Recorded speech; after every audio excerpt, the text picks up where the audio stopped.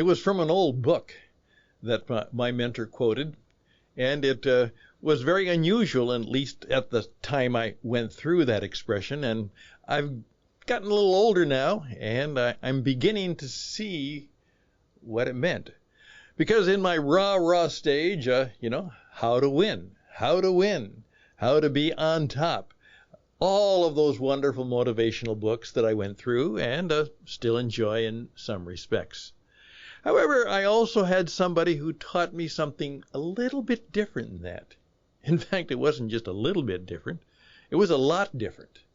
And on this final day before we celebrate, those of us who do, the great day of Yom Kippur, which is the last of the days of awe of the traditional Hebrew New Year, I'd like to share just a couple of those things that might be helpful to you. And it was about winning. And just a thought or two about winning. I'm Stan Houston. I think we've got some interesting ideas. We're glad that you can join us. We'll just take a few minutes today to see if we can't be helpful and useful and maybe practical, maybe a little bit inspirational to you on this Tuesday, which is not a trivial day. We are in deep stuff and deep work we have to do. So the program begins right now.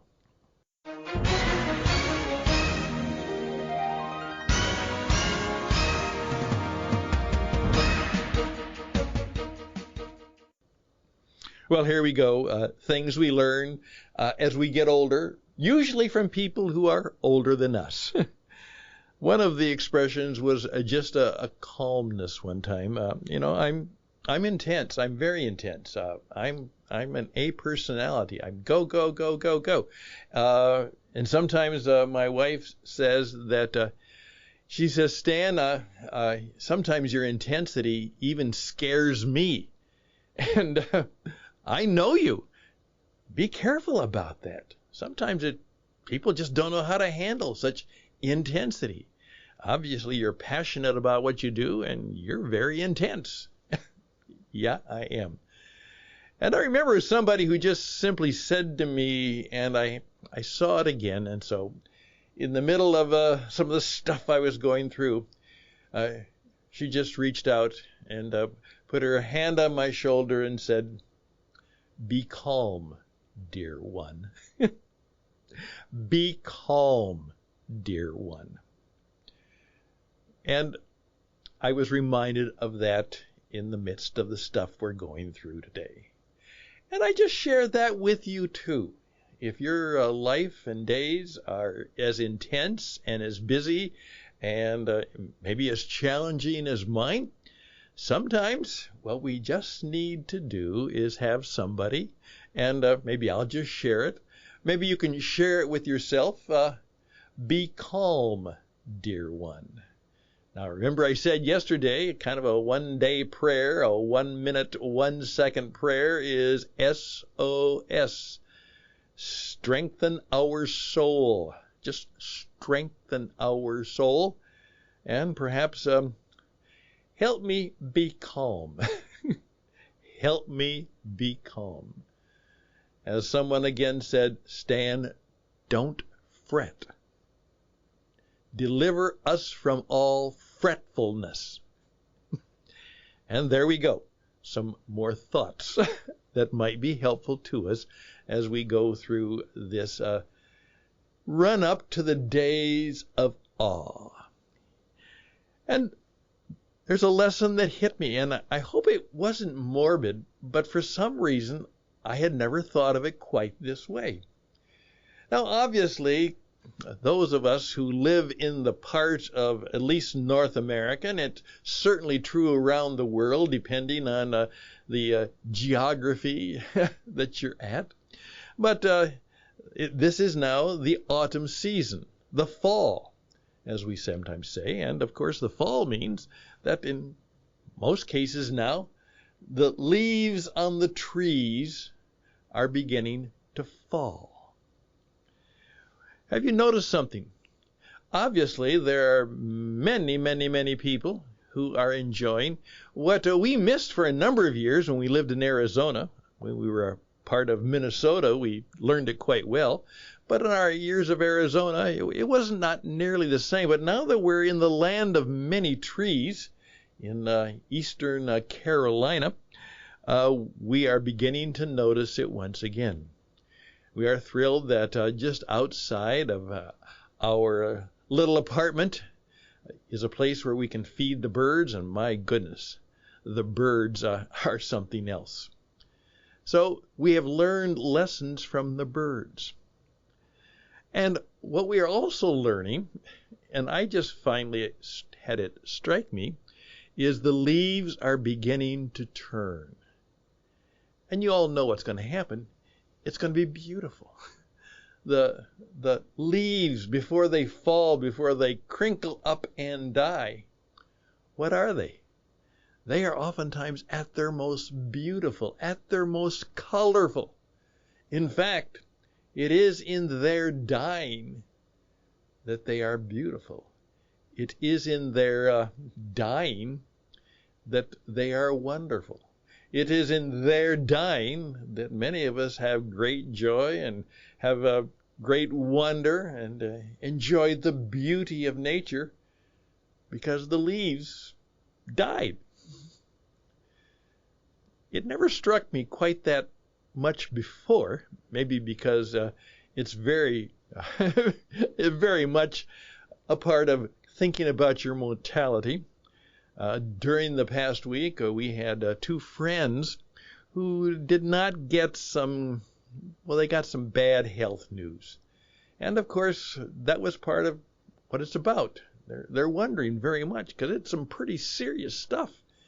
And how are they going to respond? What are they going to do? How are they going to handle this serious stuff that might be, we are all mortal. We all will die someday. So I was remembering that. Now there's an old legend. Now I don't know if this is true because I've never experienced it, but I'm told that the expression swan song, which is just before something dies out or something quits, that supposedly the legend is that the most beautiful song that a swan will sing will be just before it dies, and hence the expression swan song. Their most beautiful song is their last song. Now, is that true? That's the story I heard, but perhaps some of you who know those kind of stories better than I do will either correct me or maybe confound me, or in some way say, yeah, I think you got it right once for Stan. I would appreciate hearing from you. I also had the thought, because it was just about a year ago, before we had to make our move, that our little dog, Jackson the Wonder Dog, I've talked about him, because we were making the move and he was in poor health and probably going blind, we had to put him down. And of course, right now, all of you who are hearing these words, we had to put him down, you are going right to those experiences in your life where you've had to put an animal down. And it can be some of the saddest. As one guy said, I almost wish he would have stuck the needle in me after he stuck the needle in the dog. And those experiences of the death of our animals, the death of nature in that, is something that strikes us all from time to time. And there's a certain knowingness about that in the animals.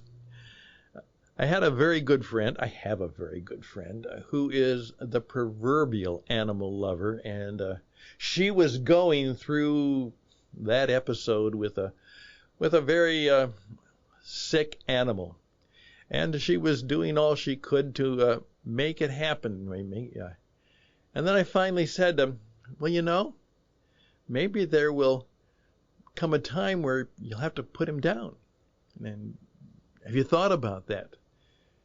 And she had an expression which I've never forgotten. She said, and when it's time, he'll tell me. And when it's time, he'll tell me.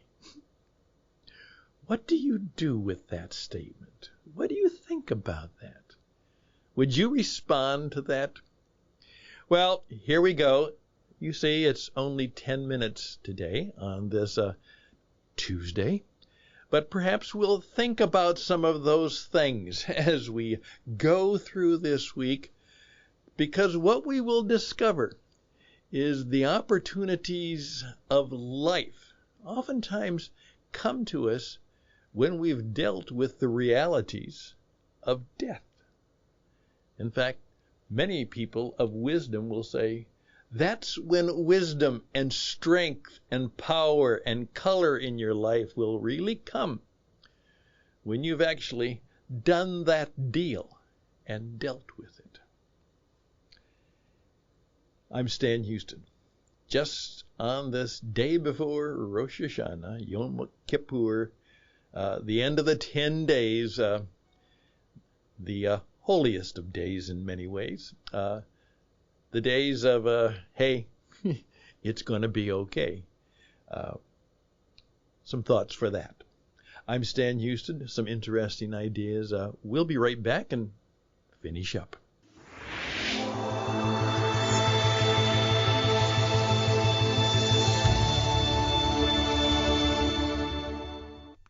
Again, I thank you for your time. I would love for you to make this a conversation, not just a program where I sometimes bloviate and spill myself, maybe sometimes too much. But please reach out to me. It's time for this program more and more to be a conversation, and I'm opening it to you. If you've got some wisdom, insight, and truth to share, I'm looking forward to that. By the way, those of you who are quite old, past 60 some, will also know that this was, some 60 years ago, the month that was as scary as can be, because it appeared that perhaps World War III, the nuclear war, might really happen. Do you remember that? If you're of age and stage, well, we're also going to remember it, as one of my very, very good friends who was involved in that incredible story will tell his story. That's coming up on Interesting Ideas, and of course, we would love to hear your story and your ideas. All the best and blessings to you now. Reach out to me at stanhouston@gmail.com, stanhouston@gmail.com, and tell me what you got. Best and blessings to you. May you be blessed. Yes. Be calm, dear one. Be blessed, dear one. And bye for now.